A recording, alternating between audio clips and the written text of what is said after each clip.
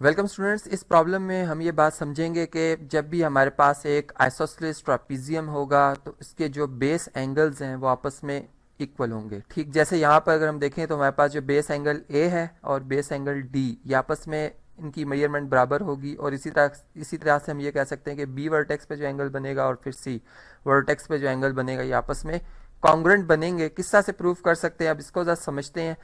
यहाँ से मैं क्या करूँगा जी, अगर मैंने फ़र्ज़ करें ए वर्टेक्स पे एंगल जो बन रहा है और डी वर्टेक्स पे जो एंगल बन रहा है इनको कॉन्ग्रुएंट शो करना है, तो मैं बी वर्टेक्स से एक परपेंडिकुलर ड्रॉ करूंगा साइड ए डी पर। और चूंकि ये बी सी साइड और ए डी साइड पैरेलल हैं, यहाँ पे हम लिख भी लेते हैं कि हमारे पास B C side is parallel to C sorry A D side. ठीक है, ए डी साइड ये पैरेलल है। तो फिर पैरेलल लाइंस की डेफिनेशन के मुताबिक जो इनमें परपेंडिकुलर डिस्टेंस होता है वो हमेशा क्या होता है जी, कॉमन होता है, कांस्टेंट होता है। तो यहाँ पे फिर हम ये कह सकते हैं कि ये डिस्टेंस परपेंडिकुलर, ठीक है, यहाँ पे 90 का एंगल बनेगा इस तरीके से। और इसी तरह से ये डिस्टेंस, ये भी परपेंडिकुलर डिस्टेंस है, 90 का एंगल बनेगा, ये कॉन्ग्रुएंट है। तो यहाँ पे फिर अगर फर्ज करें ये बी, इसको मैं कह देता हूँ कि ये मेरे पास जी ई वर्टेक्स है और ये मेरे पास एफ वर्टेक्स है। तो फिर हम बी ई डिस्टेंस जो है ये कॉन्ग्रुएंट टू कह रहे हैं जी सी एफ लाइन सेगमेंट के। ठीक, यहाँ पर अगर हम 1:1 कोरस्पॉन्डेंस लें, हमारे पास जी दो ट्राइंगल्स बनती हुई हमें नज़र आ रही हैं, दोनों राइट एंगल ट्राइंगल्स हैं।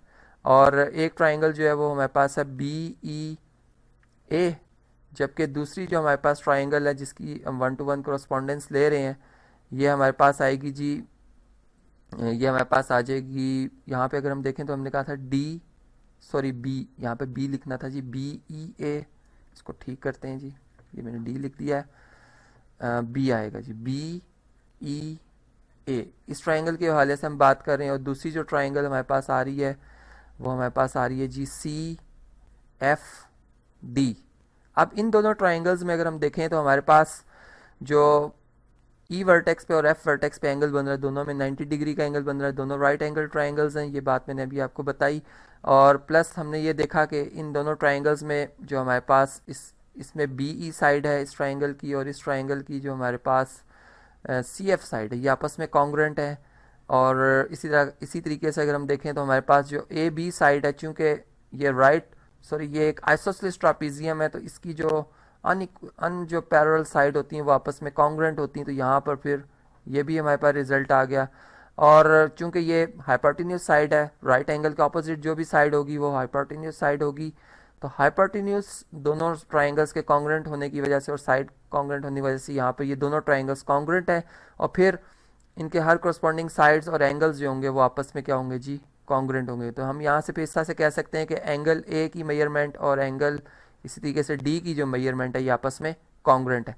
अब देखें यहाँ तक अगर हमने ये बात समझ ली कि ये एंगल और ये एंगल आपस में कॉन्ग्रुएंट है, इनमें कोई फ़र्क नहीं है।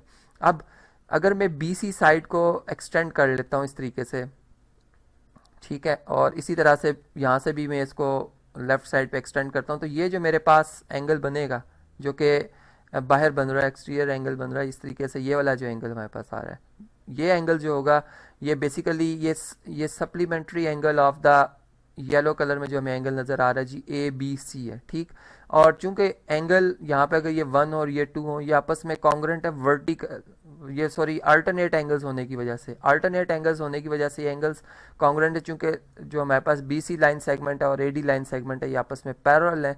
तो अब यहाँ पे हम ये कह सकते हैं कि ये एंगल 1 के इक्वल होगा फिर, और 1 का जो भी सप्लीमेंट लिया जाएगा। इसी तरीके से ये एंगल अगर फर्ज करें हमारे पास 3 है तो इसका जो अल्टरनेट एंगल बनेगा यहाँ पे ये भी बिल्कुल एग्जैक्ट इसी के इक्वल बनेगा। और फिर अगर मैं इसका सप्लीमेंट एंगल लूँगा तो वो बिल्कुल इसी एंगल के बराबर आएगा जो कि 1 का सप्लीमेंट्री एंगल, चूँकि 1 और 3 में कोई फ़र्क नहीं है। तो ये बात आप बिल्कुल समझ गए होंगे। फ़र्ज़ करें ये एंगल अगर हमारे पास 60 डिग्री का होता है तो ये भी एंगल कितना होगा जी, 60 का ही होगा।